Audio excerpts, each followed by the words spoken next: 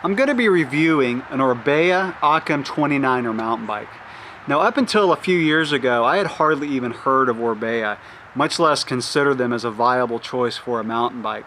And there's really not a lot of information out there on this bike. I did find a couple articles, a review, but not a lot of in-depth information.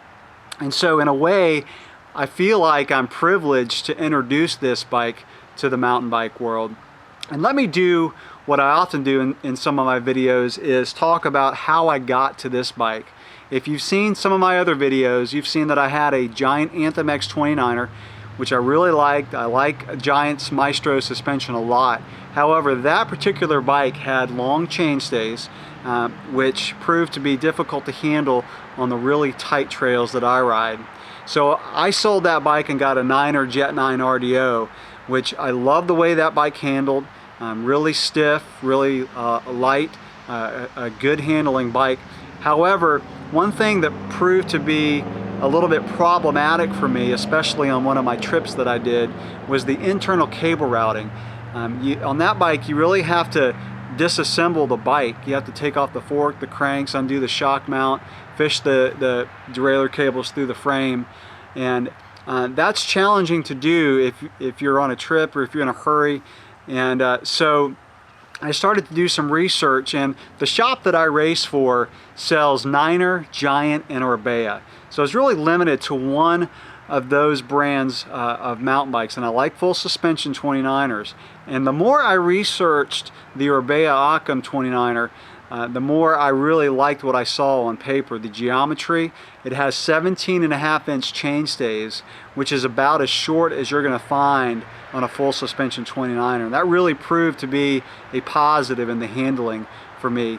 And also, I did like the cable routing on this bike, which I'll show you here in a minute. It's really easy, and really like the way it works. So let me go over some of the things on this bike and show it to you. I went with the carbon frame, and I got this as a frame only. You can also get this as an aluminum frame, and they obviously have complete bikes. But I had all the components from my other full suspension 29er. And I went with a small size. And let me talk about sizing on this bike first, because I was really in a quandary on this bike as far as sizing. I am right between sizes. I'm 5'8", and so I can be on a small or a medium, depending. Really, I go by the top tube length, which kind of proposed a problem for me, because the small has a 22.7-inch top tube. However, the medium of these bikes has a 24-inch top tube. Most bikes that are mediums have about a 23.2-inch top tube, and so looking at the top tube length on the medium, I concluded it was going to be too big. And when I looked at Orbea's website, the recommended ranges for the medium is 5'7", but it goes all the way up to someone who's about 6'1". So that's a big bike. There's no way I would want to ride a bike that could fit someone who is 6'1". The height range for the small was 5'3" to 5'9". Even though it's got a shorter top tube than what I'm normally used to, I felt like that would be the best size. And it did prove good for me, because I had a 90mm stem, and for cross-country use, I think a 90mm stem is pretty good. If you go too short on the stem for cross-country, then you kind of move your weight back and don't have as much weight on the front wheel, which when you're cornering really hard on a cross-country course, on a particularly one that's fairly flat, you're going to want a little bit more weight over the wheel. And obviously when you're climbing, it's going to keep the front end from lifting up. Let me go over the cable routing on this bike. As I mentioned before, this bike uses these brackets. This is very similar to what Specialized uses on some of their bikes. They actually run these underneath on some of their stump jumpers, at least they used to. I haven't had a Specialized in a few years. But this uses full-length cable housing, which I really like for the rear derailleur. Runs all the way down here. It's got these bosses. Once you get down near the cranks, you have bosses right there and underneath the chainstay. And this is my low budget inner tube chain protector. This does come with a really nice chainstay protector. However, being a carbon frame, I really wanted to go the extra mile and protect it, because these chain stay protectors usually end about right here, so I wanted to cover the whole thing. A little bit anal, but I like protecting my carbon frame. So also you run your rear brake cable on the other side, and it really is easy to install and holds very, very securely. Doesn't rattle around at all. And as far as the front derailleur, it does use an internal cable routing. You've got a stop here, so this is where your housing ends. You don't run the housing through the frame. It actually ends right here. So you do have to drop this down, and I had trouble getting it in, but once I turned the bike kind of straight up and down in the work stand, it was able to come out the bottom. And I'll flip the bike over and show you how it comes out. It comes with this rubber insert which keeps dirt from going up inside the frame. So the cable just drops out the bottom here, runs underneath the bottom bracket and up to a front derailleur, which obviously is a bottom pull front derailleur. So this little rubber insert just pops right in there, and like I said, keeps dirt from getting inside the frame. So really not that difficult to install. You do have to kind of drop it down in there and get it to come out, but it was not that hard. One thing that I really like about this bike is that it comes with the hardware to convert it to a 142 Maxle, and it comes out of the box with the hardware for a 135 quick release. And all you do is unscrew this bolt. It's got an insert inside that comes out of the frame. Pop in the 142 insert, put the bolt on, and it's converted to a 142 Maxle. Now if you're paying attention, you're noticing that it's got this extra pivot back here, and it's very similar to what Trek uses on their full suspension bikes.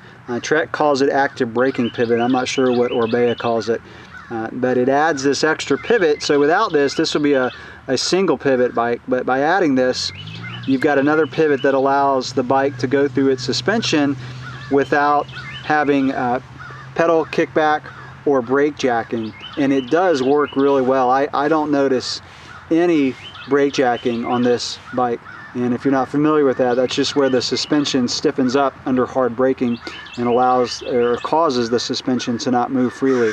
And this extra pivot keeps that from happening. This bike uses just a regular clamp-on front derailleur, does not have a bolt-on front derailleur. It also uses a regular threaded bottom bracket, external cups, doesn't use a press fit, which to me is neither good nor bad. When I got this bike, again, I ordered it as a frame only. I had the choice of a basic Fox CTD shock, which does not have trail adjust and does not have the Kashima coating. The other option I was given was one with Kashima coating, but it had a remote lever for the to adjust the pro pedal, and I did not want to add the complexity of that and have something else on the handlebars. So I just went with the basic Fox CTD shock, which has proved to be fine. Again, it doesn't have the trail adjust, so the middle pro pedal setting is factory set, and if you're not familiar with the CTD shocks, all the way over is locked out, which is really nice because some of the older Fox shocks, you never really got a full lockout. It was just a firm pro pedal when you moved it all the way over. But these new CTD shocks lock out, which is really nice for when you ride your bike to the trailhead on the road. And also, if you flick it all the way over, it's fully open. The only negative that I can say about this bike, and it's not really a negative, but there's a really tight fitting with a water bottle. And you'll notice that I have a side mount cage on this bike, which you have to have on the small. I can't speak for the medium or the large, but on the small you have to have one that goes in from the side because you can't put a water bottle in from the top. Now what this does too is the pro pedal lever here can sometimes get bumped over into the lockout position when you put the water bottle back in. And let me show you what I mean.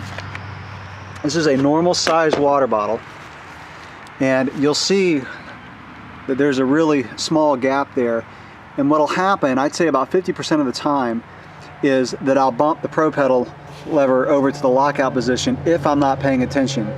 Now if I think about it, when I put the bottle back in the cage, I can use my finger to make sure that the pro pedal lever stays in the middle position. As far as ride characteristics, the 17.5 inch chainstays make this a very quick handling bike for a full suspension 29er.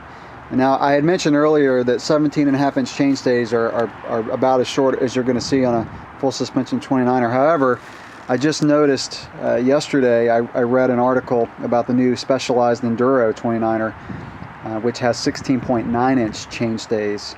And so you're really starting to see some engineering come into play to keep the chainstay shorter on 29ers. So it's really going to be interesting to see how they play out.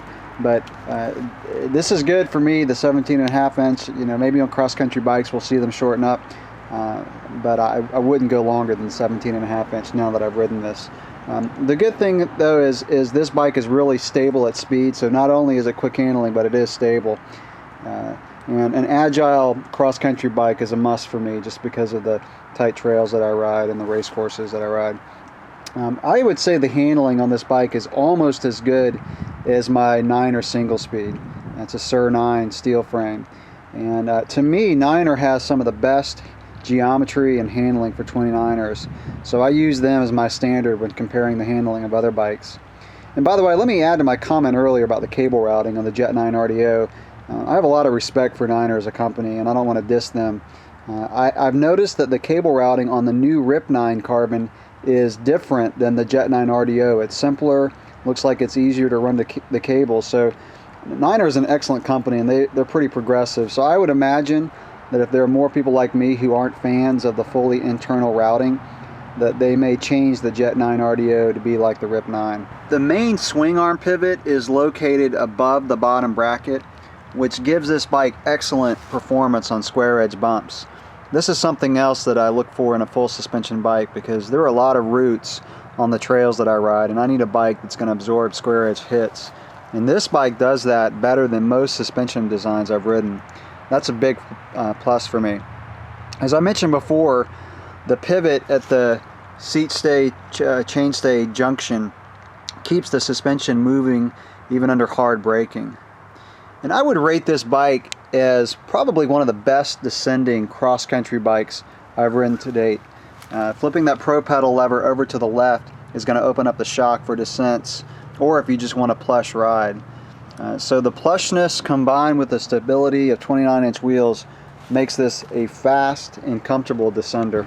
The pedaling platform on this bike is good too. Even though the bike feels very plush, it still has little to no pedal bob when pedaling hard. I usually ride with a pro pedal set in the middle setting, and I can sprint or climb out of the saddle and the suspension hardly moves, yet it still absorbs the bumps with a plush feel. A few last things that I want to point out. One is that the seat stays are actually aluminum on this bike. Everything else is carbon, but overall I don't really notice that when I'm riding. It still has that carbon feel of absorbing small chatter and being stiff laterally. Also, there are no bosses on this frame for a dropper seat post. It does have these holes, which I think may be for some kind of cable retention system if you run a rear shock with a remote lever.